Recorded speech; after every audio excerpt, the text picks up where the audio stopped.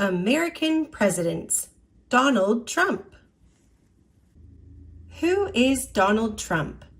Donald Trump was the 45th United States president. He served from 2017 to 2021. He was president when the coronavirus pandemic began. Donald's hometown. Donald was born in 1946. He lived in New York City. He often made trouble at school. He was sent to military school. Afterward, Donald went to college. He studied economics. Then he joined his father's real estate business. Presidential picks. Book, All Quiet on the Western Front. Foods, meatloaf, steak, and cherry vanilla ice cream. Sport, golf. Movie, Citizen Kane. He made a lot of money. He became famous. Donald looked for other projects. He had his own TV show. Some people wanted Donald in politics. In 2016, he ran for president. He won. Donald receiving a Hollywood star. Question: how did Donald's early life lead to his presidency? Time in office.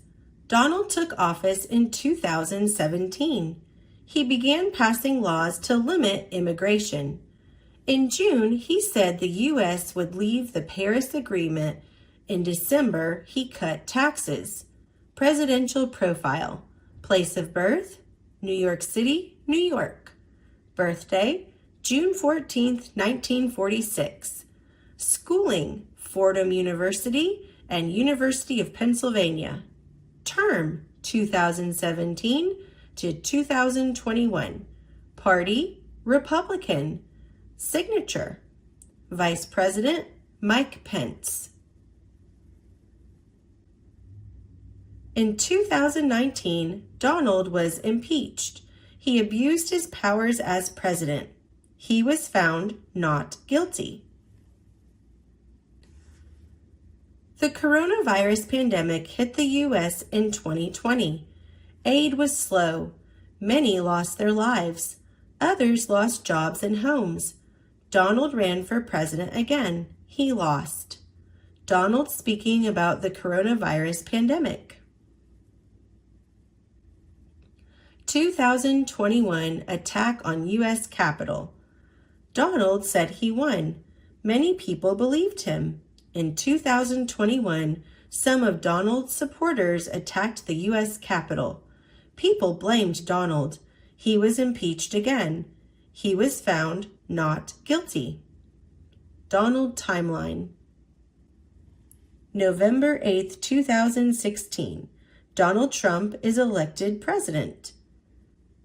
June 1, 2017. Donald says the U.S. will leave the Paris Agreement. December 22, 2017. Donald signs a new tax bill into law. December 18, 2019. Donald is impeached for abuse of power. November 7, 2020. Donald loses re-election. January 13, 2021. Donald is impeached for his role in the attack on the Capitol. January 20, 2021. Donald leaves office. What Donald left behind. Donald's presidency was divisive. Some liked him, others did not.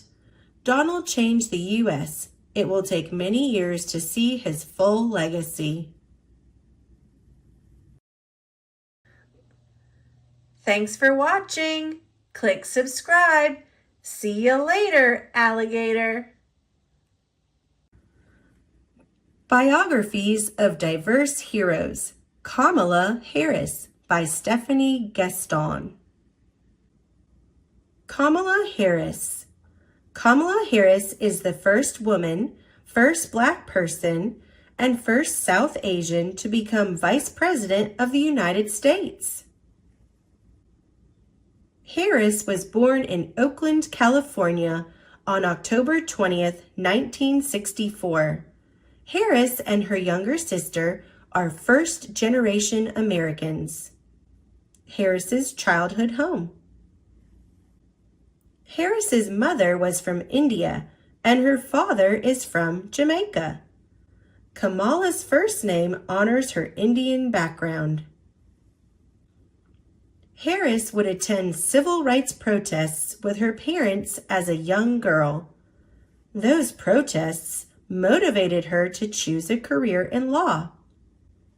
Harris delivered remarks on the 50th anniversary of the signing of the Civil Rights Act. Harris graduated from Howard University with a degree in political science. She later attended law school at the University of California at Hastings. In 2003, Harris was elected District Attorney of San Francisco, and in 2010, she was elected Attorney General of California. Harris launched her presidential campaign in January of 2019. Her aim was to win the nomination for the Democratic presidential candidate. Nearly 1 year later, Harris ended her campaign. She explained that it did not have enough money to continue. However, some predicted that Harris would still be on the ballot. Former Vice President Joe Biden later won the nomination for the Democratic presidential candidate. He chose Harris to be his running mate. Joe Biden served as Vice President of the United States from 2009 to 2017. Biden and Harris won the presidential election in November of 2020. Harris officially became the Vice President of the United States on January 20th, 2021.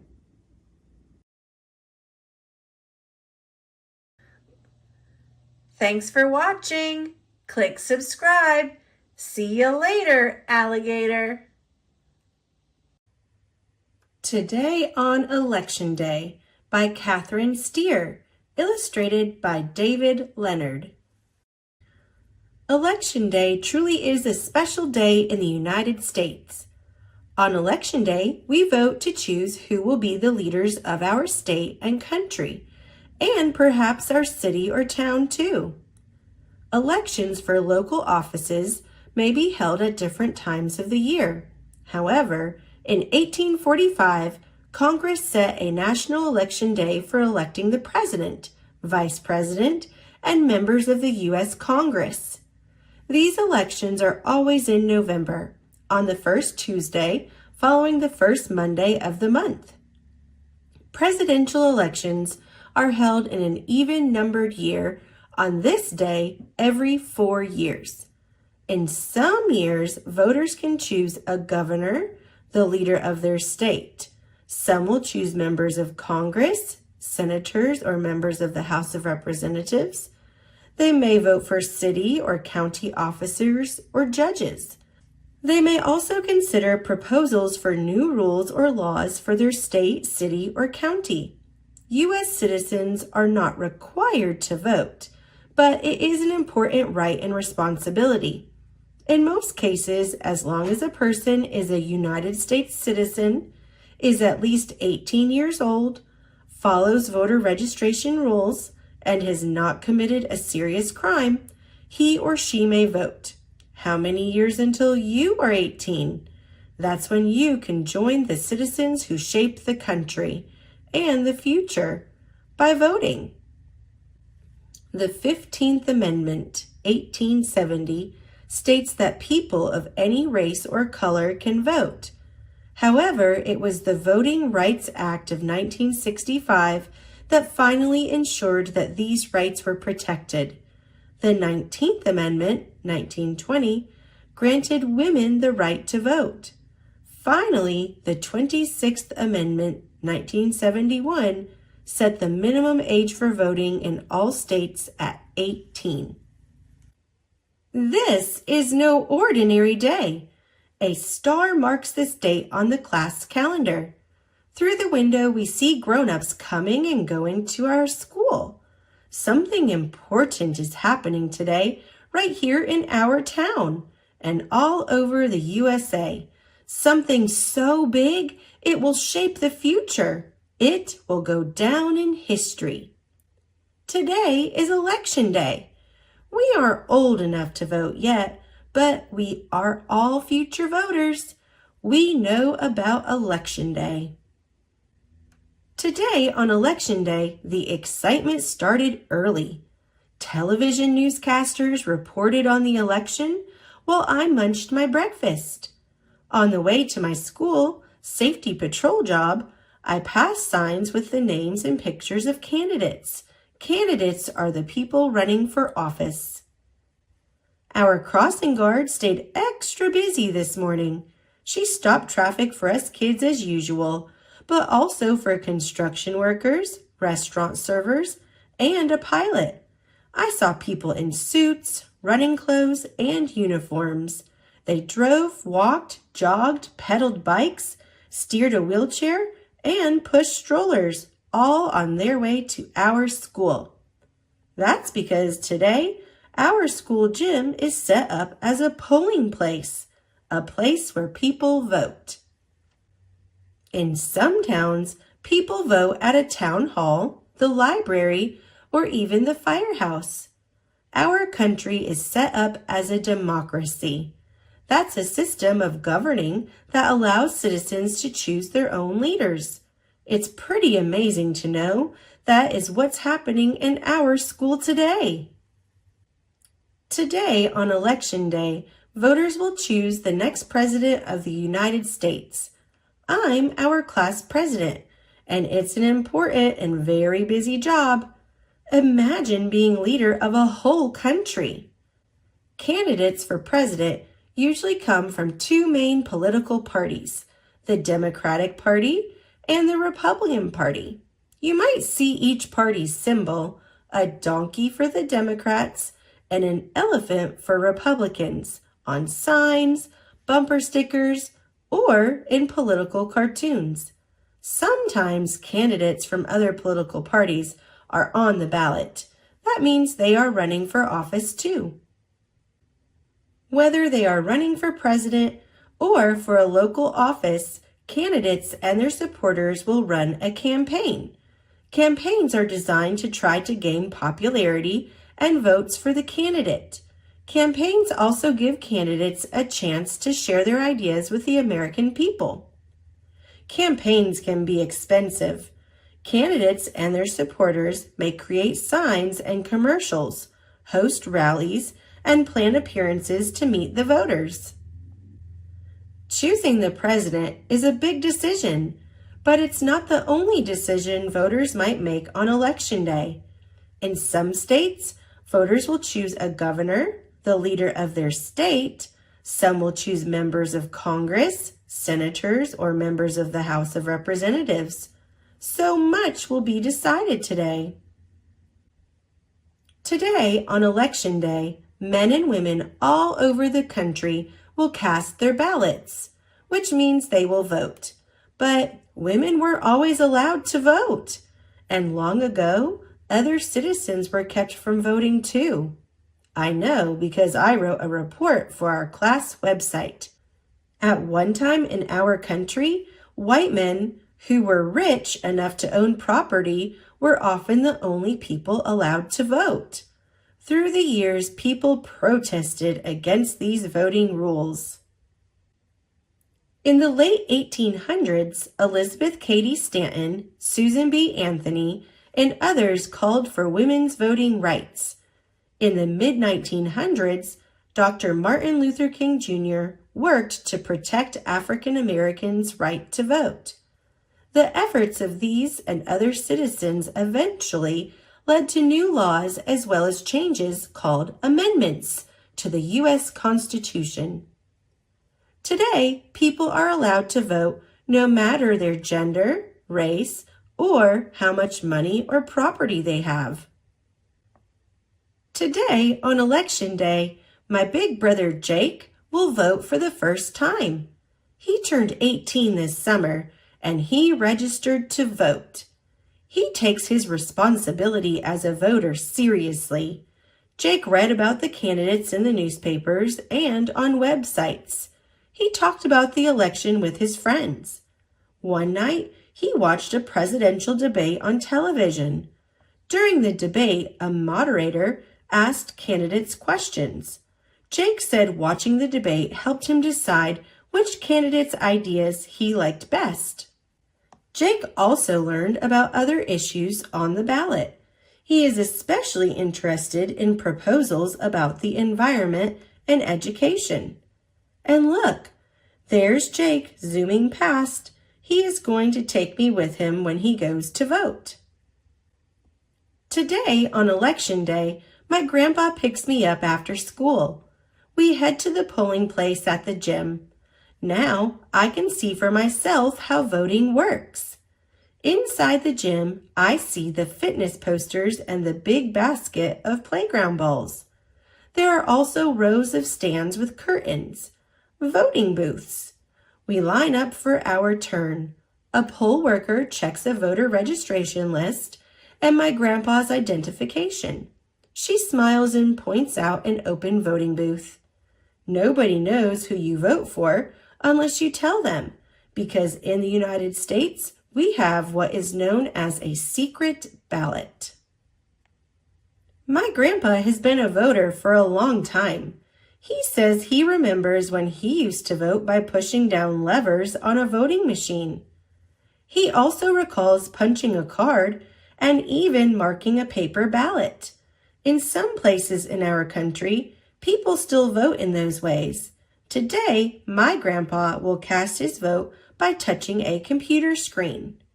When grandpa touches a box next to his choice of candidate, a check mark appears. How cool is that? After my grandpa is finished voting, he touches the screen once more so his votes will be recorded. His votes will be tallied. That means counted up, with all the other votes cast by millions of United States citizens today. As we leave, an election volunteer gives Grandpa a Voted Today sticker. He proudly puts that sticker on his jacket. Today, on Election Day, my Aunt Julia hopes to be elected to our city council. As a councilwoman, Aunt Julia will work with the mayor and other council members to improve our town. She'll help make important decisions, like whether the new town park should have a soccer field or a playground. I helped Aunt Julia with her campaign. I even helped design her signs.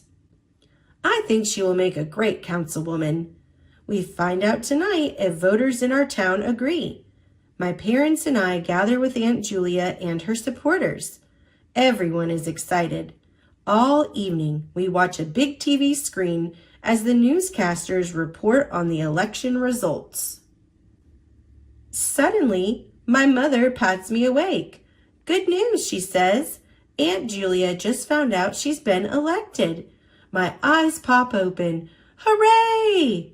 I hear from Aunt Julia's supporters.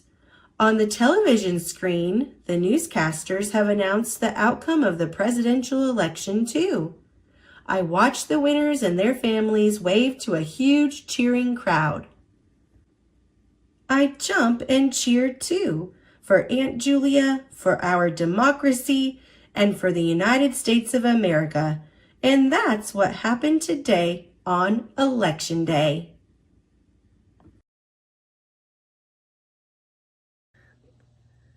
Thanks for watching. Click subscribe. See you later, alligator. My Itty Bitty Bio, Kamala Harris. My story. My name is Kamala Harris. I was born in California. The year was 1964. My parents are immigrants. My mother came from India. My father came from Jamaica. I went to a mostly white school as a child. I was part of a desegregation program. I was inspired by civil rights leaders. I went to law school. Who inspires you? I became District Attorney of San Francisco in California. I was later elected California's Attorney General. I was then elected to the U.S. Senate. I help carve a path for others. I fight for the rights of people. I fight to raise wages. I fight to make healthcare more available. What would you fight for? Joe Biden ran for United States President in 2020. He asked me to join him. On January 20th, 2021, I became U.S. Vice President. I am proud to be the first woman in this job. It's taken 231 years. What would you like to ask me? Timeline.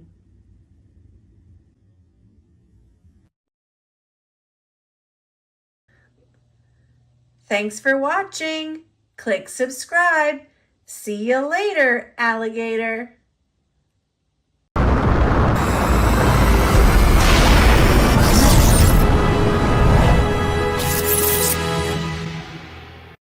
Splat the Cat for President, based on the creation of Rob Scotton. The ballots had been counted. It was official. Splat was the new student body president. Everyone cheered. Well, almost everyone. It was time for Splat to give his acceptance speech. He was the only one who had run for president, and so he won in a landslide. He cleared his throat and said, "As president, I promise that everyone will get new pencils.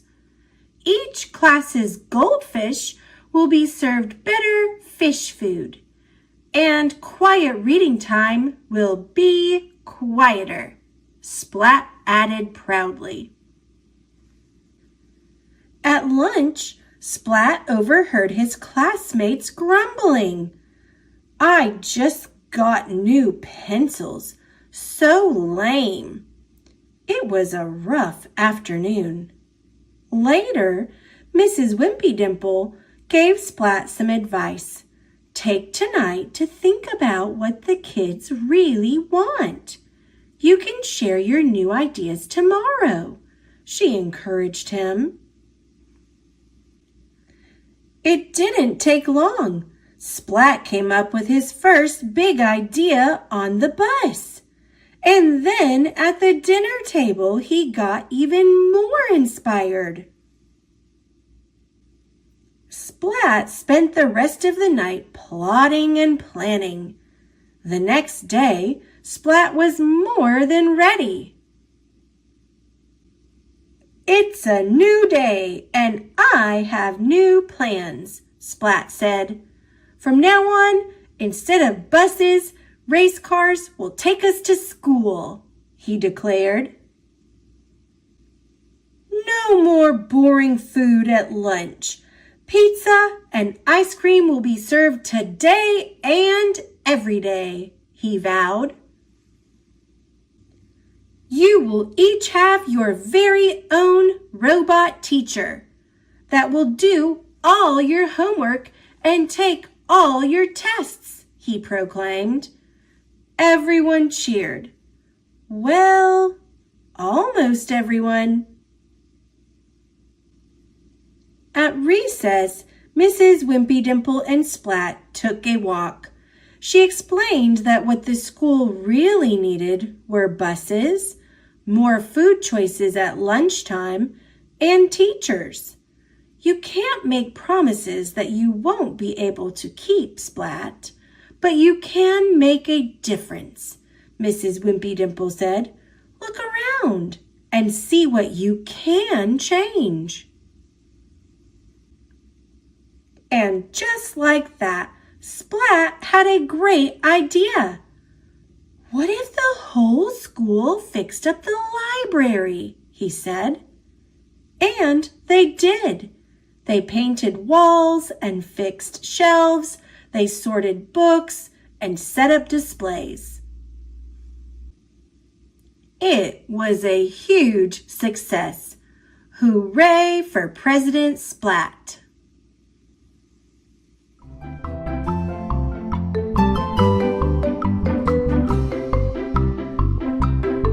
Thanks for watching. Click subscribe. See you later, alligator.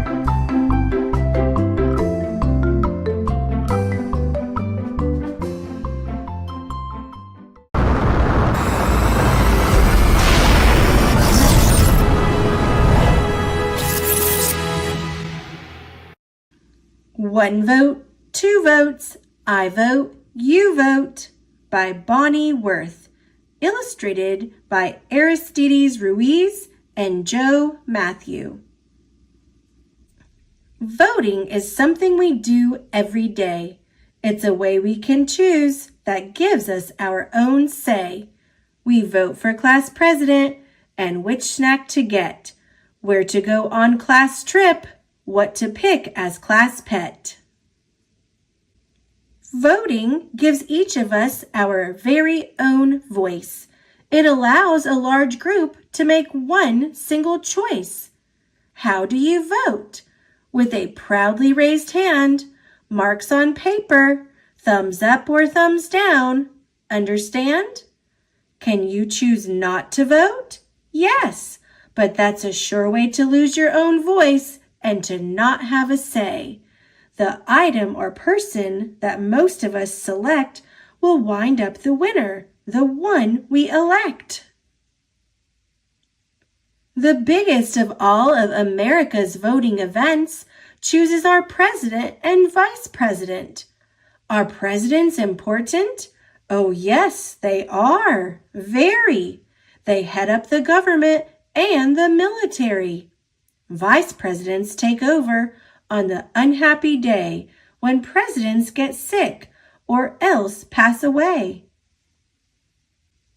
Every 4 years, we elect them, you see, because we live in a democracy, a government for the people and run by them too, which means that this country is governed by you. Every 2 years, we elect senators and congresspeople of our choice to make laws in Washington and be our state's voice. We also elect sheriffs and mayors and such. Do local elections count? You bet, just as much. When our founders drew up the Constitution, it's true. They said folks should vote, but they did not say who. Since then, our history is marked by brave fights waged by people who struggled to win voting rights for all of the races and for all womankind, and also for 18-year-olds, bear in mind. That means that quite soon you will get to vote too, so please pay attention. This matters to you. Voting Rights Timeline, 1870, 15th Amendment, Black men can vote. 1920, 19th Amendment, women can vote. 1924, Citizenship Act, Native Americans can vote. 1971, 26th Amendment, 18-year-olds can vote. Only citizens can vote and, as you've just been told, people who are at least 18 years old. You must sign up in person or on the internet with name, address, and birth date, and one more thing yet. You can write down your party if you do not mind. Cakes and ice cream, you're thinking. Is the party that kind? This kind of party, I'm here to report, is the kind that we know as the political sort. It's made up of large groups of citizens who share beliefs and ideas and opinions too. Democrats and Republicans are the biggest too, plus small parties to pick from, more than just a few. In primary elections, run before November, Votes will be cast by each party member for the candidate who they hope and they pray will be on the ballot come Election Day. Candidates set out on the campaign trail to convince voters that they will not fail. A vote for me, the candidates say, will make your dreams come true someday. With speeches and ads and town hall meetings, with handshakes and waves and cheery greetings, they work to win the voters' trust. To win nomination, this is a must. I may be wrong, but it does seem to me that voting is one big responsibility. As a voter, you must follow news carefully. You should read, watch, and listen, and then try to see what the candidates, if elected, plan to do. What are their beliefs? Do they ring true for you? Debates are held for the people to see. The candidates talk on live TV. Moderators on hand have questions to ask. To give their best answer is the candidate's task. A debate is an argument that's meant to sway. It is run by rules in a most formal way.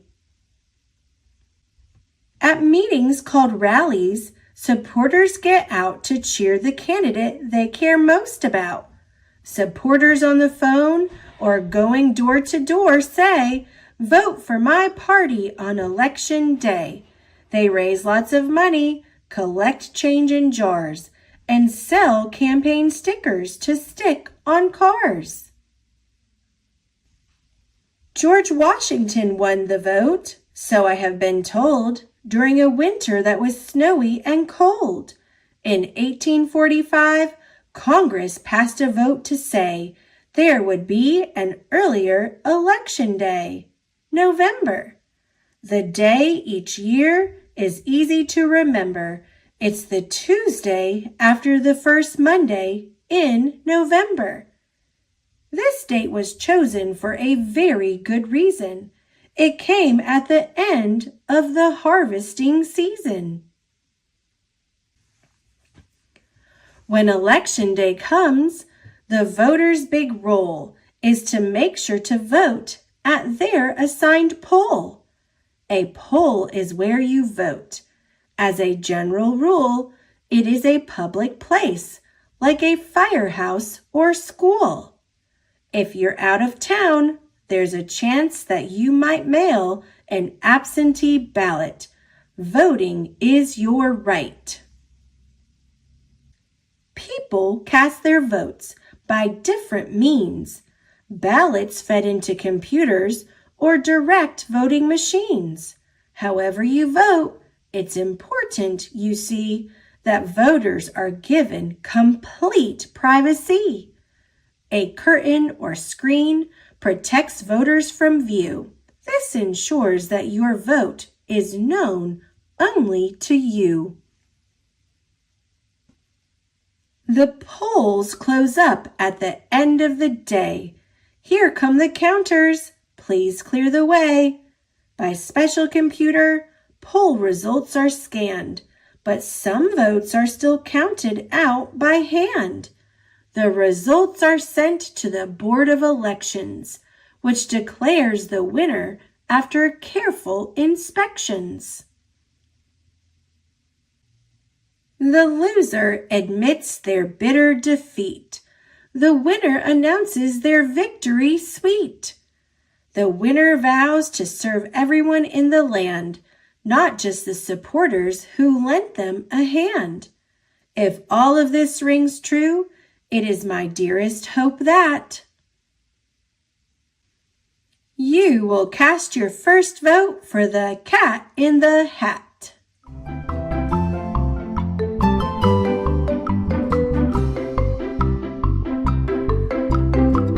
Thanks for watching. Click subscribe. See you later, alligator.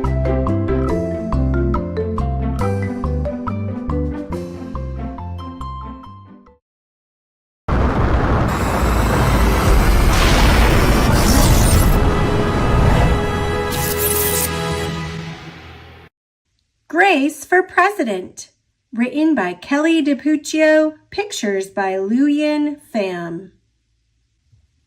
One Monday morning in September, Mrs. Barrington rolled out a big poster with all of the president's pictures on it. Grace Campbell could not believe her eyes. Where are the girls? That is a very good question, said Mrs. Barrington. The truth is, our country has never had a woman president. No girl president? Ever? Grace asked. No, I'm afraid not, said Mrs. Barrington. Grace sat at her desk and stewed. No girls? Who'd ever heard of such a crazy thing? Finally, she raised her hand. Yes, Grace? I've been thinking it over, and I'd like to be president. Several students in the class laughed. Well, I think that's a star-spangled idea, Grace, said Mrs. Barrington. In fact, we can have our own election right here at Woodrow Wilson Elementary. The snickering in the room stopped. Grace smiled. Would anyone else like to run for president? Mrs. Barrington asked the class. Nobody raised their hand. Becoming president was going to be easy, Grace thought. The next day, Mrs. Barrington made an announcement. In the name of democracy, I have invited Mr. Waller's class to join our election. Their class has nominated Thomas Cobb to be their presidential candidate. Grace's heart sank. Thomas was the school's spelling bee champion. His experiments always took a blue ribbon at the science fair, and he was the captain of the soccer team. Becoming president wasn't going to be so easy after all, Grace thought. The teachers put the names of all 50 states and the District of Columbia into a hat. Everyone except for Grace and Thomas got to choose a state. I'm Texas, said Anthony. I'm New Hampshire, said Rose. I'm Michigan, said Robbie. What does the number 16 mean? Each state is assigned a number of electoral votes. That number is determined by how many people live in that state, said Mrs. Barrington. Each of you will be a representative for your state. Altogether, our country has 538 electoral votes, Mr. Waller explained. On election day, the candidate who receives 270 electoral votes or more wins the election. Why 270? Asked Rose. That's more than half of all the electoral votes, Mr. Waller said. Becoming president really wasn't going to be so easy, Grace thought. Grace came up with a campaign slogan, Make history, vote Grace Campbell for president. Thomas came up with his own campaign slogan, Vote for Thomas Cobb, the best man for the job. Grace listened to what issues were important to the students, and she made a list of campaign promises. A peaceful school, no bullies.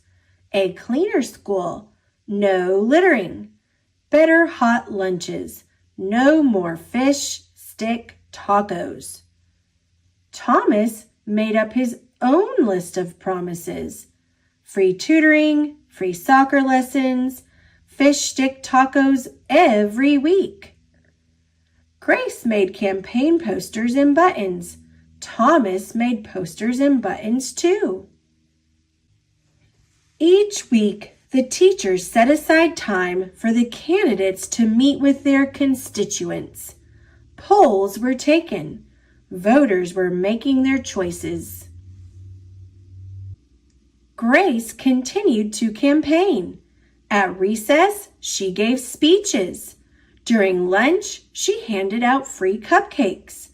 After school, she held rallies. Meanwhile, Thomas wasn't worried. He had cleverly calculated that the boys held slightly more electoral votes than the girls. At recess, Thomas studied his spelling words. During lunch, he worked on his latest science experiment. After school, he played soccer. Even before the election, Grace made good on her promises. She joined the safety squad, she organized a school beautification committee, and she volunteered her time in the school cafeteria. In early November, Woodrow Wilson Elementary hosted a special Election Day assembly. Grace and Thomas took their places on stage as the school band began to play. Henry was the first representative to approach the microphone. The Yellowhammer State of Alabama casts its 9 electoral votes for Thomas Cobb. Fletcher said, the last frontier state of Alaska casts its 3 electoral votes for the best man for the job, Thomas Cobb. Hannah called out, the Grand Canyon state of Arizona casts its 11 electoral votes for Grace Campbell. And so it went. State after state after state cast their electoral votes. The scoreboard in the gymnasium kept track of the totals. The voting demonstration was quickly coming to an end. Clara approached the podium. The Badger State of Wisconsin casts its 10 votes for my best friend, Grace Campbell. Grace looked at the scoreboard. Thomas had 268 electoral votes. She had 267.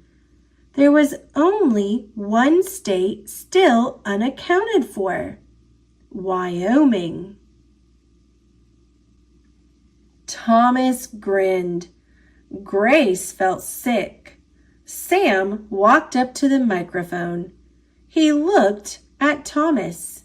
He looked at Grace. He looked down at Grace's handmade flag. Sam didn't say a word. What are you waiting for? Thomas whispered. The band stopped playing. All eyes were on Wyoming. Finally, Sam cleared his throat. The Equality State of Wyoming casts its 3 electoral votes for Grace Campbell. The gymnasium erupted in loud cheers and a few boos. Mrs. Barrington approached the podium. With 270 electoral votes, the winner is Grace Campbell. Thomas looked stunned. Grace hugged Sam. Why did you do it? She asked. Sam handed Grace his flag. Because, he said, I thought you were the best person for the job. The following week, students in Mrs. Barrington's class were preparing for their Career Day presentations. Grace volunteered to go first. She stood at the front of the room and glanced at the poster still hanging on the wall. My name is Grace Campbell, and when I grow up, I'm going to be President of the United States. This time, everyone believed that she would.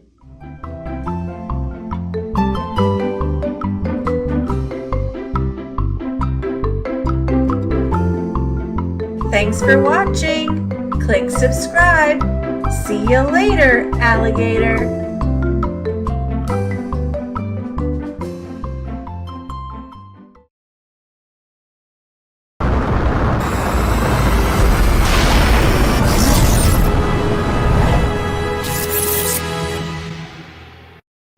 If I Ran for President by Catherine Steer, illustrated by Lynn Averill.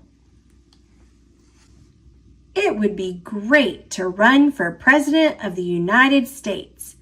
If I ran for president, I'd hope the people of the United States would choose me for a very important job, the job of leading our country. And I'd hope to follow in the footsteps of past presidents such as George Washington, our first president, Thomas Jefferson, Theodore Roosevelt, and Abraham Lincoln. I'd have to think carefully about my decision to run for president. I would want to know how my family felt about it too. Then I'd ask myself, am I the best person for the job?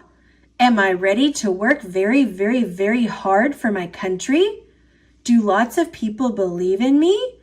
And will they help me run for office? If I could answer yes to all those questions, then I'd declare my candidacy.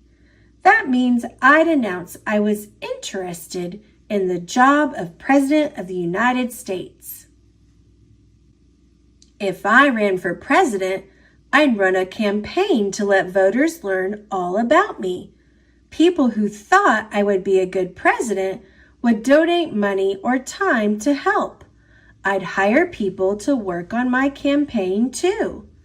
Campaigns can make a candidate famous. Soon my name or face would appear on signs, buttons, bumper stickers, and t-shirts. I'd even star in television commercials. If I ran for president, I'd work with my political party. That's a group of people who share the same beliefs about how the country should be governed. They support candidates who uphold those ideas. The two major parties are the Democratic Party, their symbol is a donkey, and the Republican Party. Their symbol is an elephant. There are other parties too, called third parties. But people besides me would want to be president. The Republican and Democratic parties must choose whom they'll support in the election. In some states, like Iowa, the parties each hold meetings called caucuses, where members pick their favorite candidate. In most states, party members hold an election called a primary. Caucuses and primaries show which candidates are popular with voters and who might have the best chance of being elected president. The first primary is held in New Hampshire in the winter before the presidential election. I'd be sure to visit there, but I'd have to bundle up. In the summer before the election, the political parties announce their candidate for president. The major parties make this announcement at meetings called conventions. Each state sends delegates to the convention. Delegates vote for the candidate who was most popular in their state. A convention looks like a big celebration, full of cheering and chanting, balloons, and confetti. Millions of Americans watch the excitement on TV. By the time of the convention, everyone usually knows which candidate will be chosen, but the delegates still hold a vote. If my party chooses me to run for president, I'd make a speech to get everyone excited about helping me win. I'd tell the American people about my platform, my plans and ideas for our country. My running mate would make a speech too. That's the person who'd be my vice president if I became president. If I ran for president, I'd be invited to debate with other presidential candidates. A person called a moderator would ask us questions. People across the country would listen carefully to our answers. Reporters would ask me questions too, about my life, my family, even my kitten Sassy. They'd print old photographs of me in newspapers and magazines, like the snapshot of me in my superhero costume, or my baby picture when I still wore diapers. If I ran for president, I would travel the country to meet lots of people. I'd have my own campaign bus or airplane to take me from place to place. Inside, there'd be comfy seats, perfect for checking out the news, writing speeches, and thinking about how to solve the nation's problems. I'd take naps too. I'd need the extra rest. Finally, in November, Election Day would arrive. If I ran for president, I'd be nervous and excited. On Election Day, millions of voters from across the country go to their polling places to cast their ballots. That's another way to say that they vote. In our country, people vote in private. No one but you knows how you voted, but I know I'd choose my favorite candidate, me. Once the voting is finished, officials count up the ballots. Then comes the announcement on the television, radio, in the newspapers, and on the internet.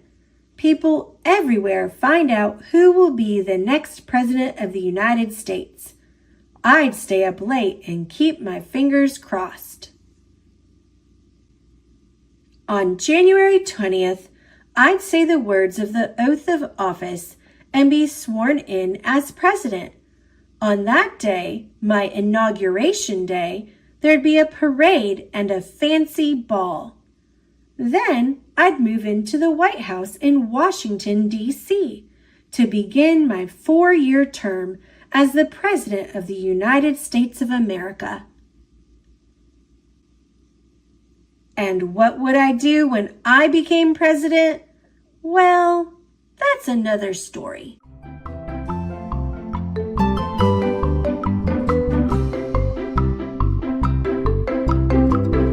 Thanks for watching. Click subscribe. See you later, alligator.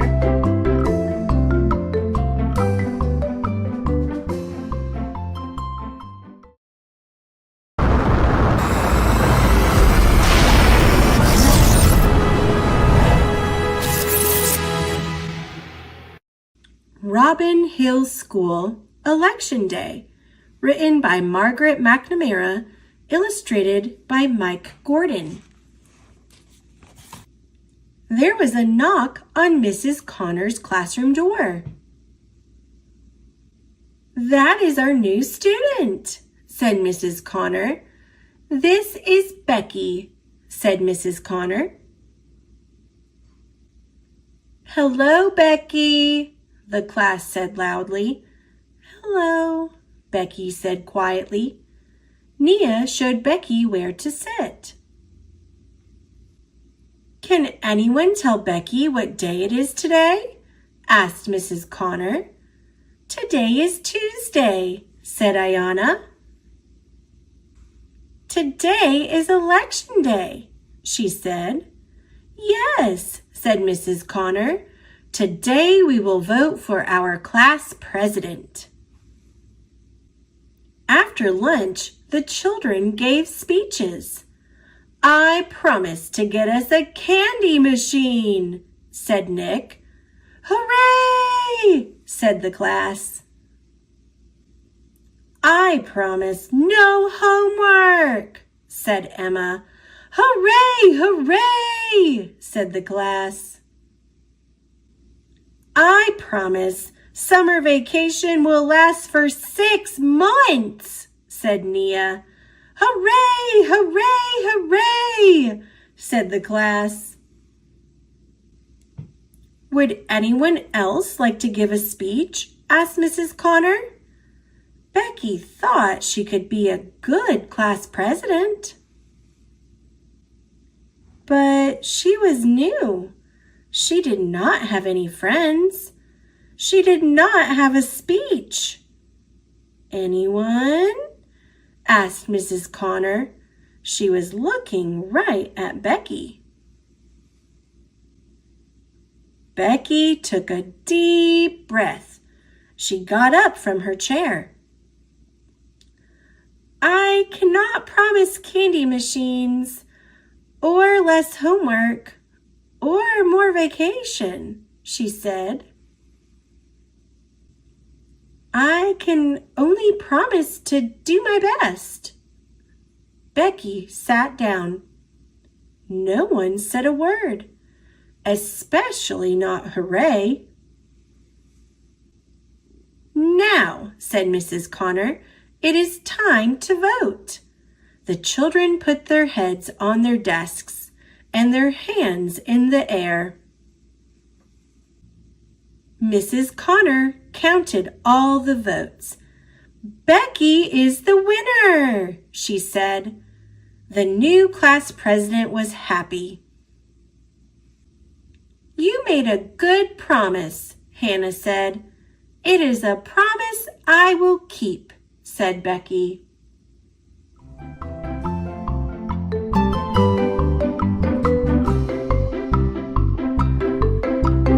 Thanks for watching. Click subscribe. See you later, alligator.